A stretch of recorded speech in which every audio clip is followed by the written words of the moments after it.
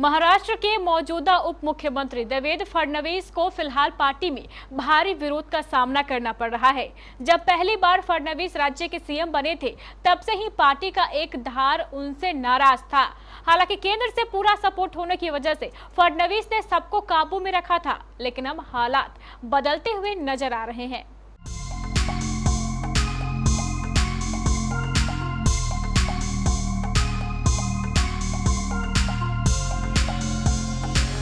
साल 2019 के विधानसभा चुनाव नतीजे के बाद बीजेपी का केंद्रीय नेतृत्व देवेंद्र फडणवीस के पर लगातार कतर रहा है। मराठा नेता विनोद तावड़े केंद्रीय राजनीति में जाने के बाद भी लगातार मजबूत हो रहे हैं।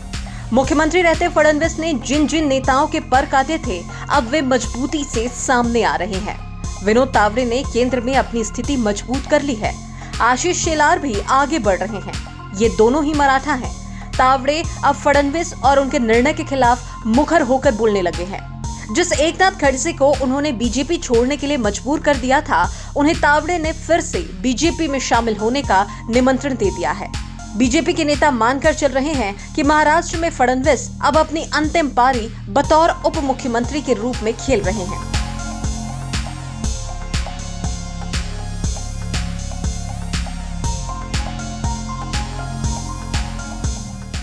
कर्नाटक विधानसभा चुनाव हारने के बाद बीजेपी के कान खड़े हो गए हैं।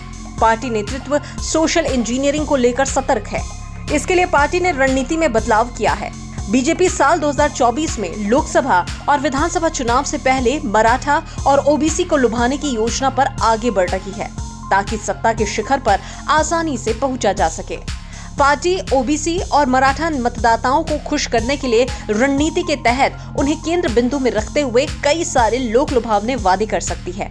अहमदनगर जिले को महारानी अहिल्याबाई होलकर नाम देने की घोषणा को इसी नजर से देखा जा रहा है। महाराष्ट्र बीजेपी का अध्यक्ष चंद्रशेखर बावनकुले को बनाना भी उनकी चुनावी रणनीति का एक हिस्सा है।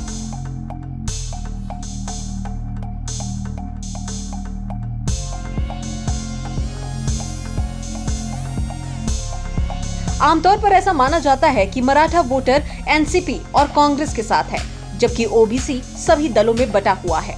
सन 2014 में बीजेपी को सत्ता तक पहुंचाने में इन दोनों समाज की बड़ी भूमिका थी। हालांकि तब मुख्यमंत्री देवेंद्र फडणवीस को बनाकर पार्टी ने मराठा समाज का दिल तोड़ दिया था। उन्हें जोड़ने के लिए बीजेपी ने पार्टी में दर्जनों मराठा नेताओं को शामिल किया। फिर भी साल 2019 के विधानसभा चुनाव में बीजेपी को इसकी कीमत चुकानी पड़ी। इसीलिए जब महाविकास अघाड़ी सरकार में फूट पड़ी, तब बीजेपी ने शिंदे सेना के साथ सरकार बनाई तो उन्होंने मराठा मुख्यमंत्री बनाया। बीजेपी को लगता है कि आगामी चुनाव में ये निर्णय पार्टी के लिए फायदेमंद हो सकता है।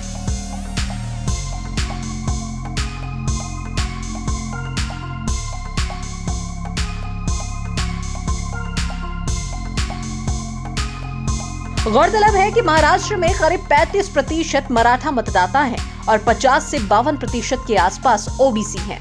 धनगर समुदाय लगभग 100 विधानसभा क्षेत्रों में मौजूद है। जानकारों की माने तो ओबीसी समुदाय में माली, धनगर और वंजारी 40 से ज्यादा विधानसभा क्षेत्रों में निर्णायक साबित होंगे। ओबीसी और मराठा समुदाय को अपना बनाने की बीजेपी की रणनीति कितनी कारगर होगी, ये चुनावी रिजल्ट तय करेगा। Bureau report, KBC news.